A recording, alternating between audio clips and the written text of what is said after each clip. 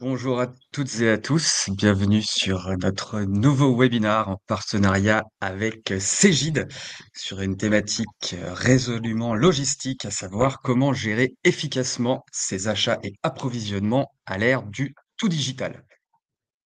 Pour ce webinar, m'accompagnent bien entendu deux experts spécialisés en transformation digitale et plus particulièrement en logistique. Je vous laisse vous présenter, en commençant peut-être par Marie. Marie Crinquant, consultante chez Apsia depuis 1 an et demi. Et depuis 1 an et demi, j'ai eu l'occasion de travailler sur plusieurs projets, notamment sur toute la partie achat et, euh, et supply chain. Ok, un petit mot pour toi, Quentin. Ah, il y a une petite logique de micro à mettre en place.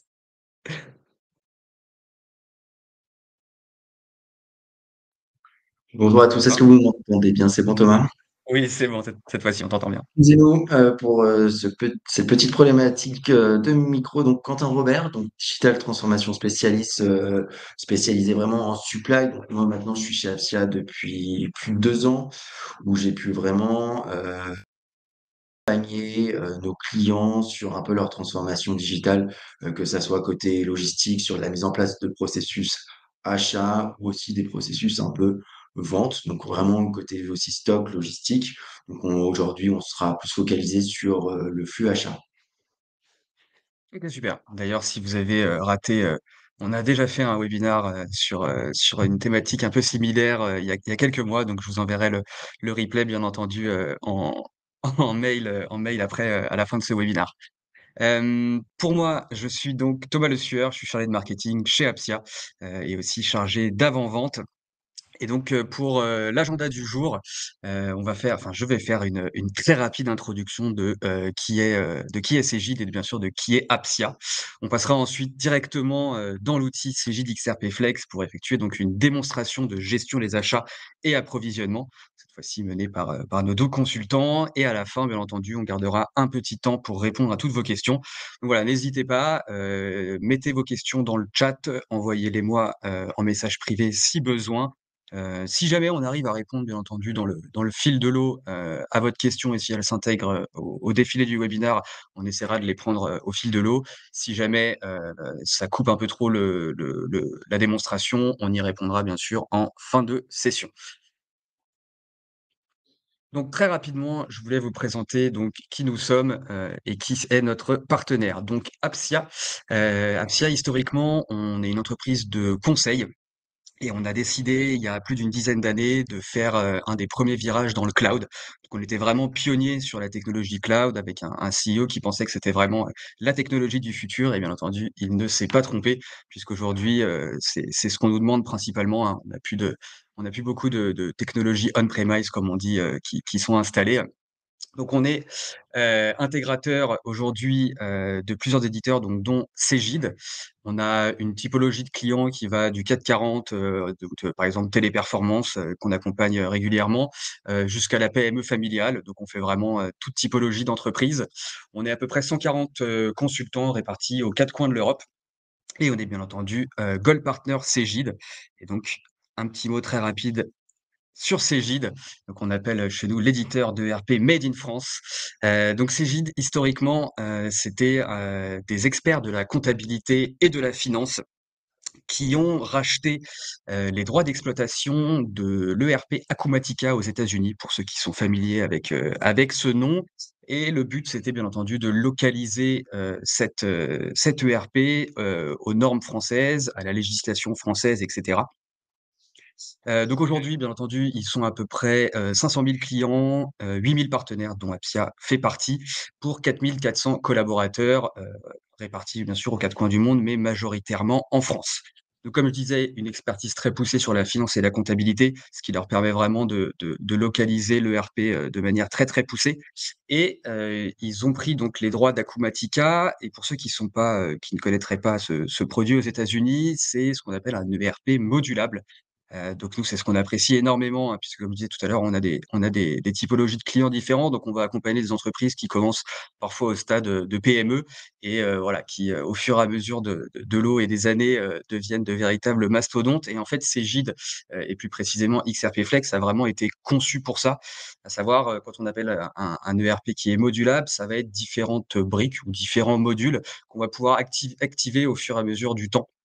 Donc on peut commencer, voilà, comment dire? Sur des cœurs, assez, par exemple, finance, comptabilité, peut-être y rajouter une brique, CRM, par la suite, on va vouloir rajouter une brique, customer success et cetera et donc voilà, au fur et à mesure, votre entreprise grandit, pardon, votre ERP grandit aussi et peut vous accompagner comme ça.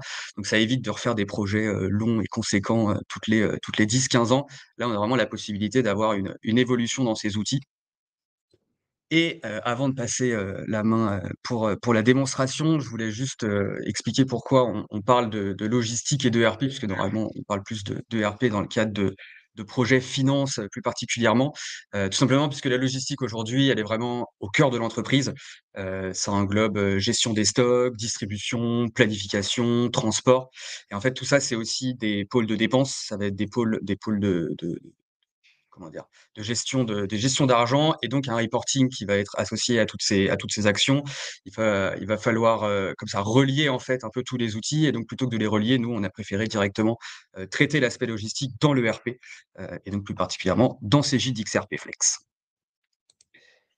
Et à ce titre, justement, si vous êtes prêts, Marie et Quentin, à rentrer directement dans l'outil, je vous laisse la main. Vous pouvez me faire la petite demande qui va bien. Hop, la demande vient d'être envoyée. Et je répète bien entendu, pour notre public, n'hésitez vraiment pas, utilisez le chat si vous avez la moindre question. Soit je les note et on les expédie à la fin de la session pour pouvoir y répondre, toutes ensemble. Et si elles s'incrustent encore une fois dans le déroulé de la démonstration, j'essaierai de coupler mes 2 acolytes pour qu'ils puissent y répondre. Thomas, on en a Alors par contre, on ne voit pas ton écran.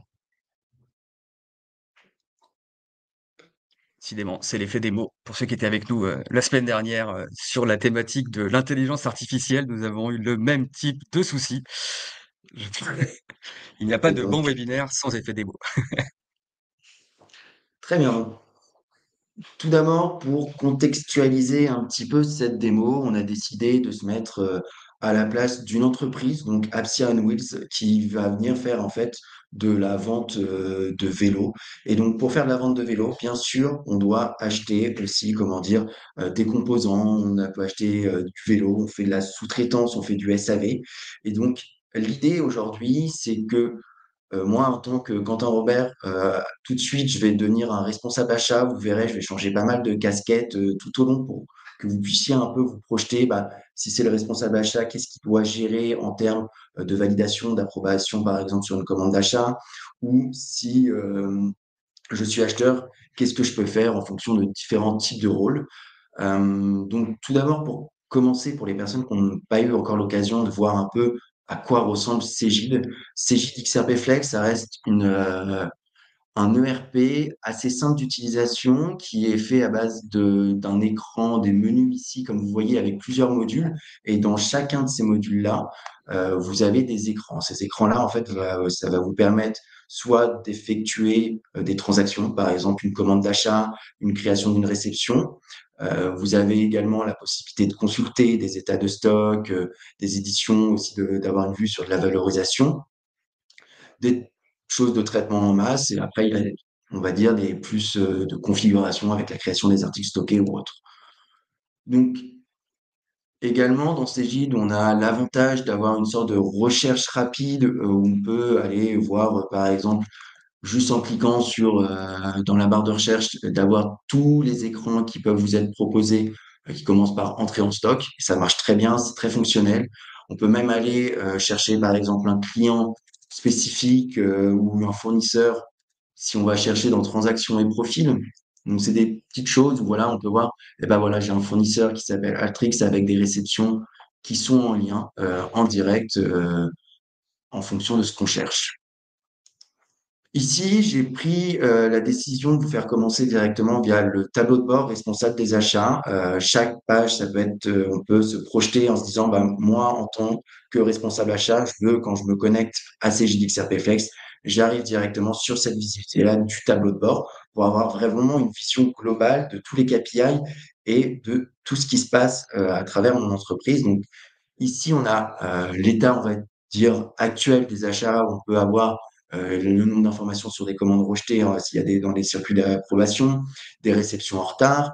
Et dans ces KPI-là, donc, ça nous donne une information, mais si on clique sur ce KPI-là, on va vraiment rentrer dans le côté un peu plus détail, où ça va nous faire une analyse directe de voir les pièces des commandes d'achat qui doivent être réceptionnées, bah voilà, depuis le 23 octobre, depuis le 18 juillet ou depuis le 26 juin directement avec un petit code couleur qui nous permet vraiment d'avoir cette visibilité de manière rapide.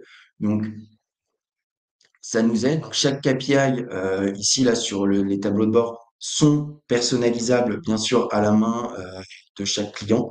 Nous, on peut venir aussi, comment dire, en faire quelques-uns dans le projet. Et il y a aussi forcément le tableau de bord là que je vous montre. Dans l'ensemble, c'est le standard de CGTX RPFlex, donc déjà qui nous donne vraiment une bonne visibilité sur le plus d'informations avec le top 10 des articles achetés, des suggestions de réapprovisionnement. Donc voilà, une vue globale quand même grâce juste à un premier tableau de bord. Donc chaque tableau de bord, donc là on est vraiment sur une vue responsable achat. On peut aussi s'imaginer qu'un acheteur, par exemple, n'ait pas vraiment toutes ces informations, mais peut être juste limité à une vue quand même assez restreinte. Il y a pas mal de gestion de sécurité et de rôle qui nous permet en fait justement d'avoir moins de visibilité.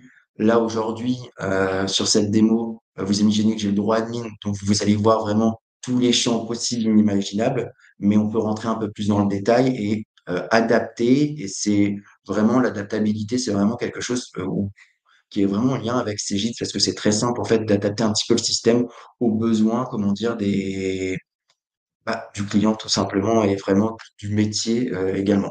Donc, partez du principe que c'est une démo globale, mais on peut adapter en fonction des besoins.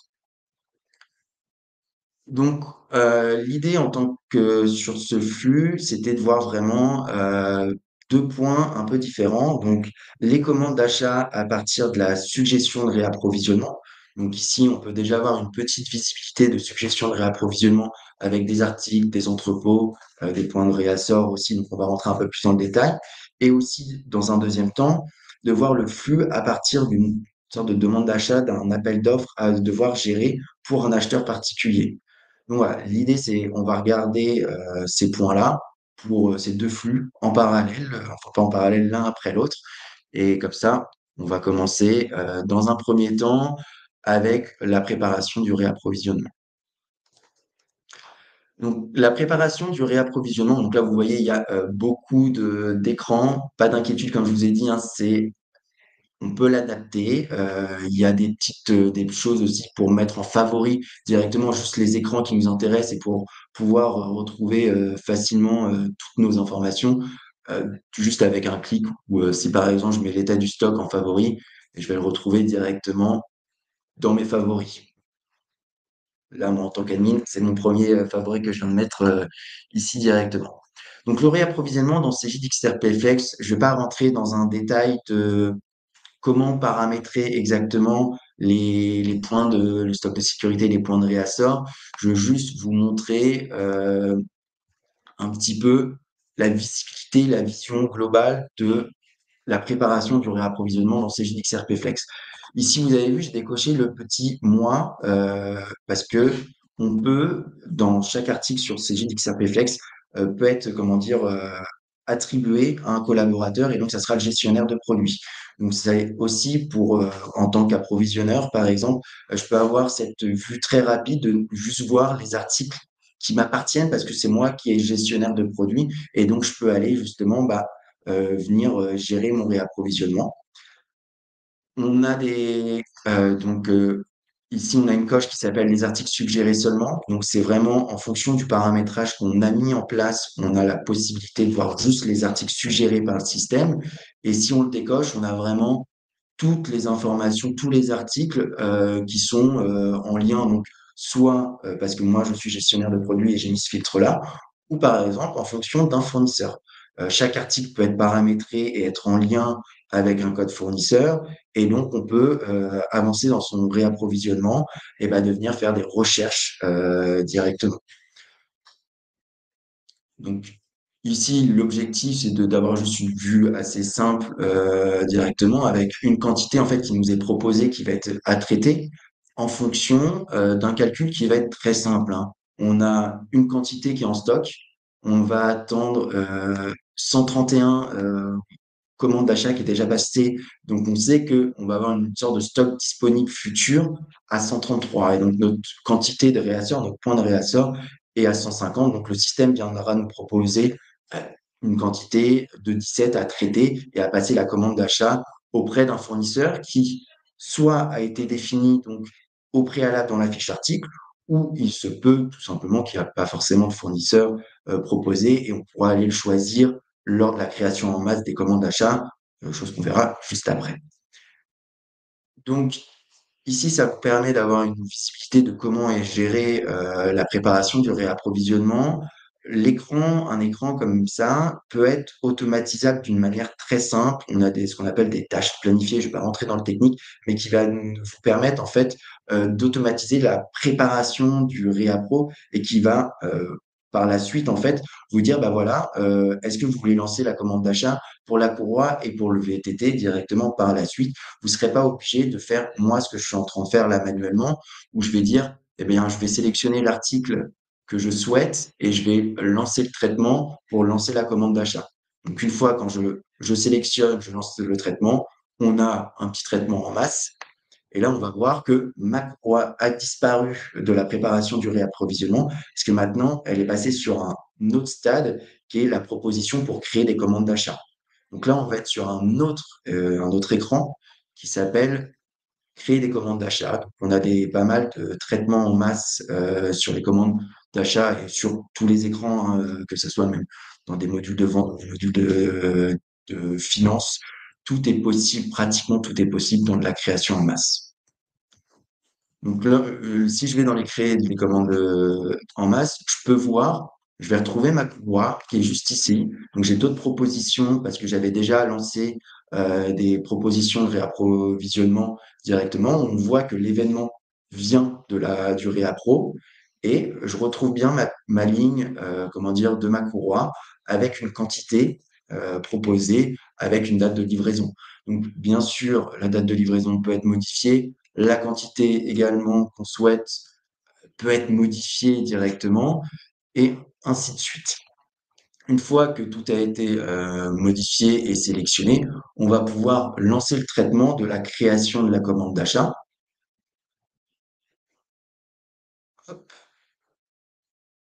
Donc, il y a une petite moulinette et on va venir directement sur ma commande d'achat qui vient d'être créée, qui vient d'être créée au statut brouillon avec une date, une réception prévue qu'on peut de nouveau modifier. Donc voilà, là on a lancé. Petite info aussi, peut-être aller passer un peu vite, la création des commandes d'achat peut être également aussi automatisée. Les écrans de traitement en masse, on peut créer en fait justement ces tâches planifiées, cette automatisation-là pour créer en masse des commandes d'achat et après derrière de juste venir vérifier les commandes d'achat. Donc voilà, tout est faisable, tout est adaptable. Donc ici, on voit qu'on a notre quantité commandée. Alors le coût unitaire, on l'avait pas choisi de base, mais dans les préférences de comment dire, de mon article, je suis venu créer un article en fait en lien avec mon fournisseur où je lui ai mis un coût d'achat directement. Donc c'est l'avantage en fait de Cegid, c'est qu'on peut avoir un article et après sur cet article global redescendre directement avec des coûts d'achat par fournisseur. Ici, je suis pas sûr de l'avoir enseigné, mais le code article externe, donc c'est en fait qui est renseigné aussi directement, possiblement dans la fiche article, d'avoir le code article en fait fournisseur. Donc par exemple, on envoie la commande d'achat par la suite au fournisseur. On n'est pas obligé de renseigner le code, comment dire, Cegid, le code qui avait été généré automatiquement par Cegid, mais on peut envoyer directement un code fournisseur pour que ça soit plus parlant directement. Donc voilà, le coût, tout se calcule automatiquement. Euh, Pas mal d'informations. Comme je disais, on peut avoir moins de colonnes que souhaité. Peut-être on peut juste avoir le code article, une quantité commandée, une quantité réceptionnée avec le coût pour avoir vraiment une vision restreinte de ma commande d'achat. On a ce qu'on appelle le petit tiroir magique hein, sur CGDXRP Flex. On peut ajouter, retirer comment dire, des colonnes à la main de les collaborateurs. Donc, en fait, on se retrouve avec un Cegid qui est vraiment personnalisé à l'utilisateur directement parce que chaque écran peut être différent. Alors, petite information, vous verrez souvent des side panels. C'est une nouveauté de petite année, comment dire, de Cegid, ou qui nous permettent en fait de faire des liens directement sur un autre écran et d'aller voir par exemple, ah bah tiens, je peux aller voir le solde fournisseur directement de ma commande d'achat, de mon code fournisseur directement et d'avoir les informations. Je peux aller voir des états de stock directement dans l'article. Je peux aller voir aussi l'allocation qui avait été prévue si on gère des numéros de série. Voilà, la possibilité peut être quand même assez importante. Il y a une question en ligne. Est-ce que vous m'entendez ou pas? Il y a pas mal, ouais, il y a peut-être pas mal de questions. Notamment, est-ce que tu peux Ouais. montrer comment assigner un achat soit à un propriétaire ou à un groupe de travail par Un exemple? groupe de travail. Alors, je pourrais, mais c'est pour ça, j'aurais dû avoir pas mal de salariés. En fait, il y a, pour que ça soit en fait un peu plus parlant, on a la possibilité, voilà, en fait, en fonction d'un propriétaire, d'aller directement changer le propriétaire de la commande d'achat et de venir changer l'information ici. Bon, c'est mon environnement de démo, je suis le seul salarié, On peut assigner. mais on pourrait assigner directement. Alors, je vois qu'il y a Il y une avait précision sur la question précédente. Tu veux que je te la lise, Quentin, peut-être?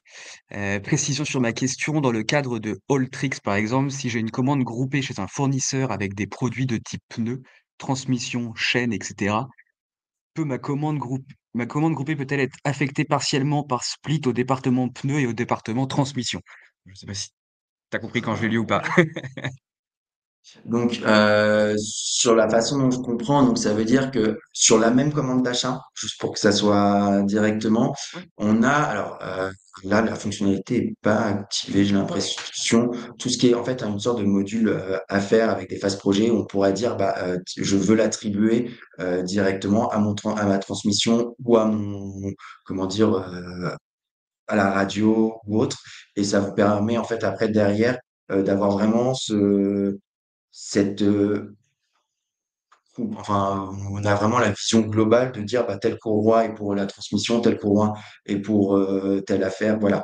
Il y a, il y a aussi la gestion par analytique qui peut Oui. gérer aussi ces informations-là directement. Chaque code article peut être géré sur une section analytique et comme ça, on a après une vision plus de coût directement par analytique si on décide que ça vient d'un analytique. Donc, on a plusieurs façons de gérer dans XRP. Je pense, si on met sur des groupes de travail ou autre, analytique ou par affaire directement. Oui. Bah, la personne te remercie, donc je pense que tu as effectivement bien compris la question. Pareil, n'hésitez Ok, pas aux autres participants, on essaiera encore une fois de prendre les questions au fil de l'eau ou dès qu'on fait une petite pause. Désolé pour l'interruption, Quentin. mais il y a pas de... Non, mais autant justement avoir les questions comme ça direct, comme ça c'est parlant, on est directement sur les écrans et ça permet de mieux se projeter aussi. Euh, Super. Ici, on a des types de lignes aussi. Là, on voit par exemple article stocké pour réapprovisionnement. C'est une information parce qu'on a plusieurs flux dans Cegid et bah, dans une commande d'achat, en fait, on peut donc créer une commande d'achat à partir d'un réapprovisionnement, mais on peut aussi créer une commande d'achat à partir juste d'un achat et de venir dire, bah, j'ai besoin j'ai un achat ponctuel qu'il va pas m'être proposé par ces guides, mais je peux venir ici directement saisir mon achat pour acheter un article en particulier sur une demande. Bien sûr, et c'est ça qui est important, c'est aussi quand on vient ôter le statut brouillon dans les flux achats, c'est le circuit d'approbation. Donc là, moi, je suis resté très simple. Toutes mes commandes passent dans un circuit d'approbation et on peut voir que Marie, qui est à ma droite, va venir approuver après dans le système directement ma commande d'achat, mais on a cette visibilité-là de voir, OK, bah, j'ai une approbation. Marie va recevoir un email, par exemple. Donc, on a toute cette configuration de compte courriel dans ces XRP Flex qui permet en fait de pas non plus attendre par magie que Marie se connecte sur Cégide parce que c'est la directrice achat et qu'elle n'a pas forcément le temps d'aller voir et de valider toutes les commandes d'achat. Elle va recevoir un mail en lui disant, bah voilà, vous avez telle commande d'achat à venir approuver. Et comme on l'imaginait sur le circuit d'appro, pardon, sur le KPI, sur le dashboard, un petit KPI qui vous dit, bah, vous avez 10 commandes d'achat qui sont en attente d'approbation. Donc, on peut regarder. C'est bon, j'aime pas. Alors, donc là, moi, je vais faire un refresh, c'est comme si on se reconnectait. Donc ici, on va voir qu'on était au statut brouillon au début, qui est passé en attente d'approbation, et maintenant, le statut de la commande d'achat est ouvert. Ouvert, ça signifie que la commande elle a été approuvée. On peut donc soit l'envoyer directement par courriel au fournisseur, ou on peut l'imprimer. Quand on imprime la commande fournisseur, on peut soit l'exporter par exemple en PDF et l'envoyer par mail. Mais bon, si vous avez un compte courriel, en cliquant juste par envoyer par courriel, ça va partir directement au fournisseur qui va avoir des informations, si c'est bien renseigné, directement le courriel du fournisseur. Il viendra chercher l'information du courriel du fournisseur pour l'envoyer ou envoyer le PDF directement avec, comment dire, un corps de mail qui peut être personnalisable en fait en fonction, soit vous voulez le modifier ou sinon on peut créer une sorte de template commun à venir chercher des informations dynamiques, par exemple un numéro de pièce qui va venir se changer en fonction bah, du coup de la pièce où on est. Voilà, c'est des champs qu'on vient et c'est dynamique et c'est assez simple à paramétrer et à gérer aussi par la suite après la mise en place. Si vous voulez modifier, ça reste quand même accessible à tout le monde. Voilà. Ici, on a vu que maintenant, on avait des boutons, on va dire ici, créer une réception qui viennent s'afficher en fonction des statuts. Donc là, je vais me prendre ma casquette plus responsable à achat, mais plutôt réceptionniste dans mon entrepôt qui vient de recevoir justement la marchandise. Donc, je vais cliquer sur créer une réception. Et voilà, il a reçu ma numéro de réception, il a reçu ma commande 30, mes courroies, et donc je peux ici venir renseigner, comment dire, la quantité réceptionnée. Donc, je peux mettre une quantité qui est inférieure à la quantité commandée, je peux mettre une quantité qui est supérieure. Là, actuellement, j'ai mis un paramétrage qui fait que lorsque je crée ma réception, la quantité réceptionnée est égale à la quantité commandée. On peut tout à fait imaginer que la quantité réceptionnée, lorsqu'elle est créée, doit être à zéro. Voilà, directement. Et donc, c'est vraiment au réceptionniste de dire, eh bien, j'en ai bien reçu 15 directement. On a pas mal des petites informations. On peut rajouter des références fournisseurs aussi sur bah, voilà, le numéro par exemple de la réception pour avoir ou de la commande directement. Euh, Ici, vous pouvez avoir toujours le lien avec la commande d'achat. C'est important de garder, en fait, dans Cégine, on a vraiment cette visibilité-là si on part d'une pièce, on va pouvoir retrouver, par exemple, de la commande d'achat, on va pouvoir retrouver la facture ou inversement, si je pars de la facture, on peut retrouver facilement la commande d'achat qui était en lien. Donc, on a vraiment voilà, ce lien, tous ces liens dans Cégide c'est pas indépendant, on passe pas une commande d'achat et en fait derrière on oublie jusqu'à la facturation et on perd cette information-là. On a vraiment une vraie traçabilité. En parlant de traçabilité, là j'ai pas fait l'exemple d'un comment dire d'un article avec numéro de lot, mais la gestion par numéro de lot et numéro de série est possible dans CJXRP Flex. Et après on peut allouer par exemple chaque numéro de série à un entrepôt, à un emplacement bien spécifique. Donc ici, oui, on n'a pas trop parlé entrepôt. On a un entrepôt. Là, on a un emplacement. On peut avoir des dizaines d'emplacements qui seront choisis directement par le réceptionniste. Donc là, je vais passer rapidement côté le statut brouillon, c'est pas non plus très intéressant. Et en fait, Actuellement, la réception, qu'elle soit au statut brouillon, au statut équilibré, l'entrée en stock, elle n'est pas encore faite. Donc là, on a une quantité commandée de 15 avec une quantité réceptionnée à 15. Vous voyez juste en dessous que en stock, on est à 2 pièces. Une fois que je vais intégrer, ça va me générer en fait, comment dire, une entrée en stock directement. Et donc, ça va venir ajouter le stock informatique directement pour qu'il soit bon et que si après je vais vérifier dans mon entrepôt de Toulouse, sur l'emplacement mail, je vais bien avoir mes 15 quantités qui seront mises ici. Donc là, vous pouvez voir, l'opération a été effectuée. On a le stock qui a augmenté avec un stock qui est disponible pour expédition aussi à 17.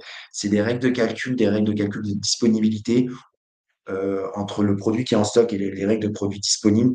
On peut avoir des informations différentes.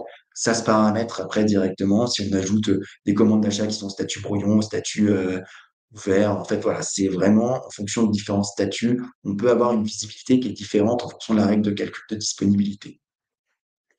Donc là, je veux juste vous montrer que, pareil, que tout peut se faire en un clic. On a créé la réception en un clic. On a créé la réception, la facture là maintenant en un clic. Donc là, je suis plus réceptionniste. Je suis comptable parce que le réceptionniste, faudrait imaginer comment dire que bah, il n'a pas la main pour créer les factures, ce qui est totalement logique. Et c'est que le service comptabilité qui pourra venir créer la facture. Alors, ici, on a des petits messages d'erreur. C'est parce que la référence fournisseur est obligatoire. Donc voilà, c'est des paramétrages qu'on peut mettre en place ou qu'on peut retirer également, voilà, en fonction des besoins.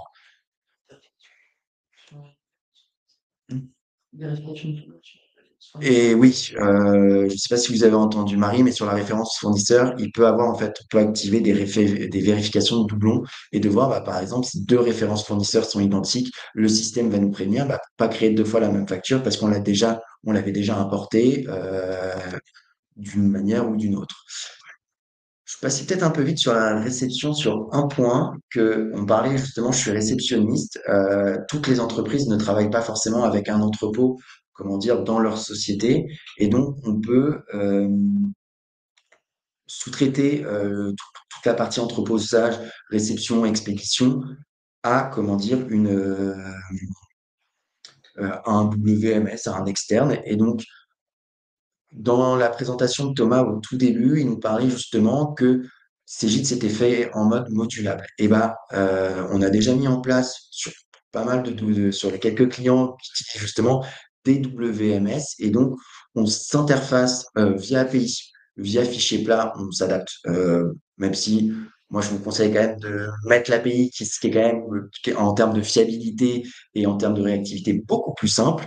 Mais voilà, on peut mettre une API avec un WMS de manière assez simple dans l'ensemble. On l'a fait pour deux clients dernièrement, là, très récemment, que ça soit Training Series ou Affective. Donc Training Series, si vous voulez voir aussi sur le site, comment dire, sur notre site d'Apsia, directement, il y a un petit feedback, retour sur expérience. Donc là, on a mis travailler avec deux entrepôts en fait différents, et donc un avec fichier plat et l'autre avec API directement, parce qu'il y avait deux manières de travailler. Donc on s'adapte vraiment en fonction de vous avec qui vous travaillez déjà. C'est nous qui s'adaptons, c'est pas à vous de s'adapter à nous sur toute cette partie justement interfaçage.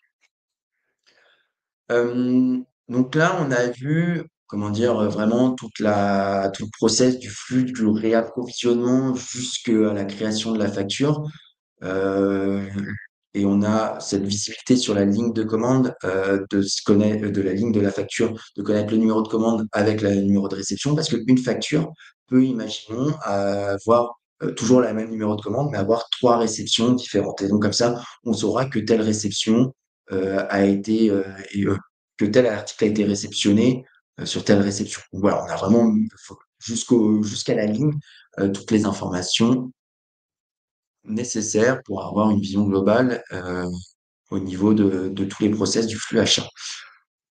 En intégrant, voilà, vous allez générer une écriture comptable et ça va avoir un impact directement, comment dire, dans votre côté financier, mais c'est pas l'objectif aujourd'hui de rentrer dans ce détail-là. On va passer à la deuxième phase maintenant.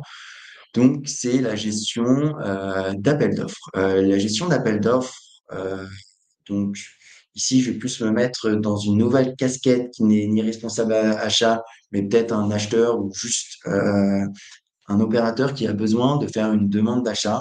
Je vais pas forcément montrer la partie demande d'achat, mais il est possible de faire juste une demande directement d'un produit qui peut passer sur un circuit d'approbation. Ou sinon, on a aussi la partie proposition d'achat, appel d'offres. La partie proposition d'achat, appel d'offres, vous avez la possibilité dans CGXRP Flex de gérer les appels d'offres. Donc là, on a une petite liste de toutes les propositions d'achat qui ont été passées dans le système, pas non plus énormément, dont une qui est en attente d'appel d'offres.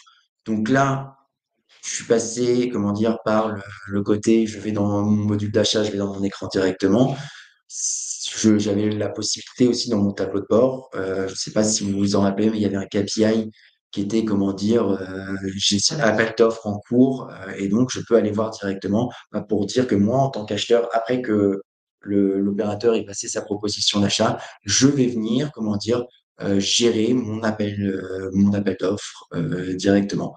Donc là, je vois que j'ai un besoin d'une chambre à air avec une quantité commandée, une quantité voulue de 100. Donc l'idée, on peut imaginer que pour cet article-là, on a la possibilité de mettre des pièces jointes ou des notes pour donner un peu plus de précision à l'acheteur, parce que juste ça, juste un libellé chambre à air, c'est pas top.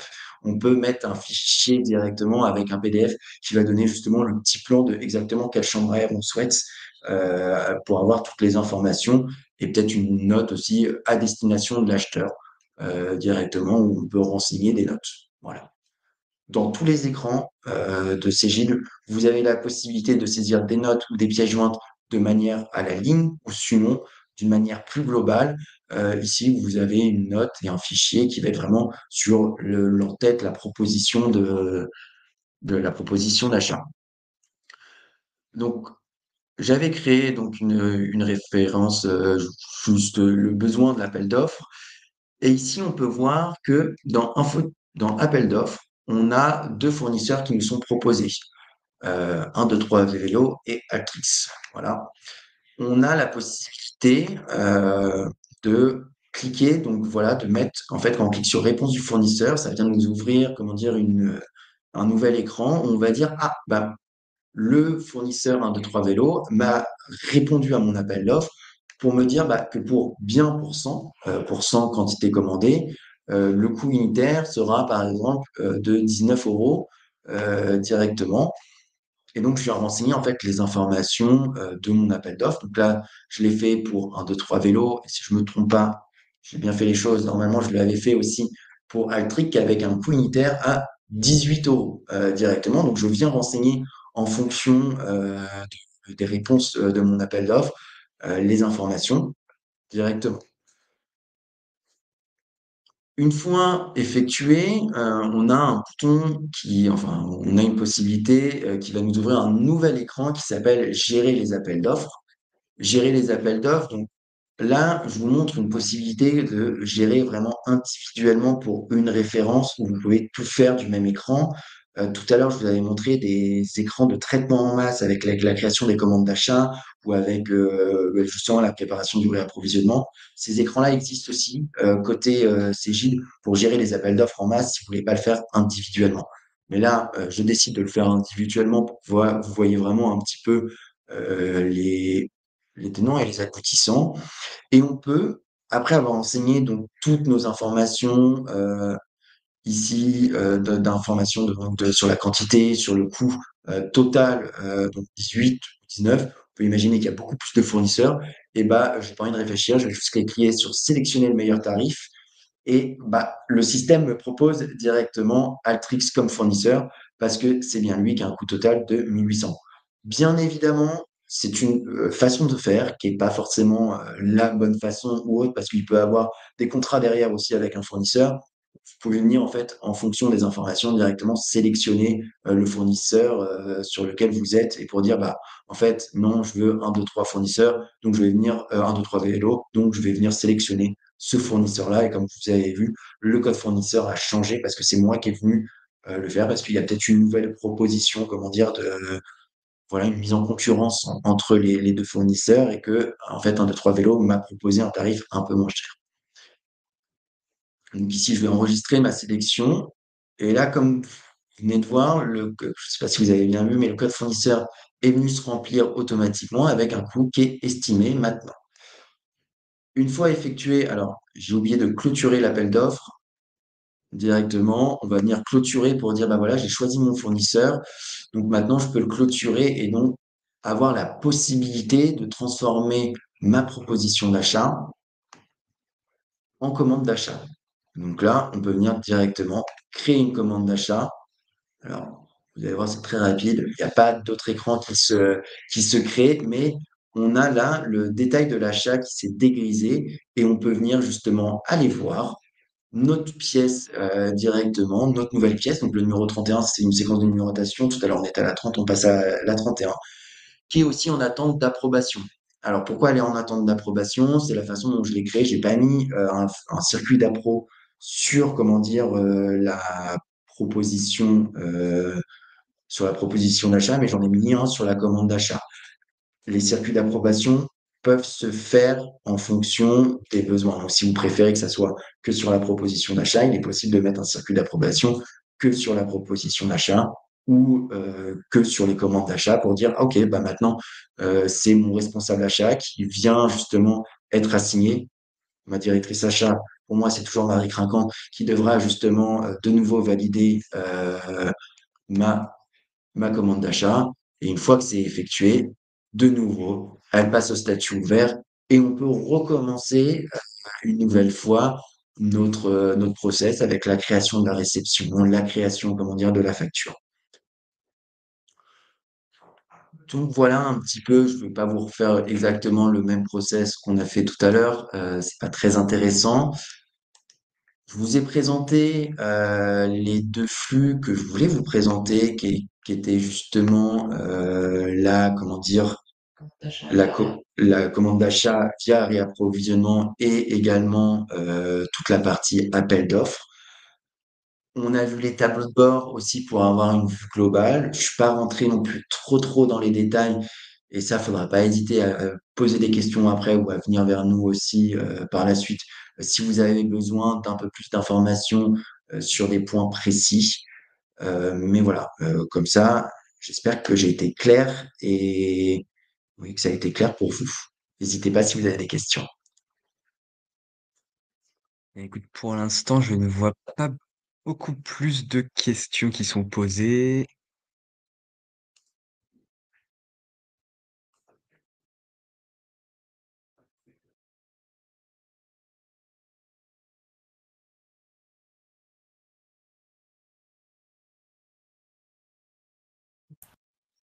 Ok, je suis désolé, j'arrête pas de me faire kicker. Je sais pas si vous avez entendu la question du coup. Non.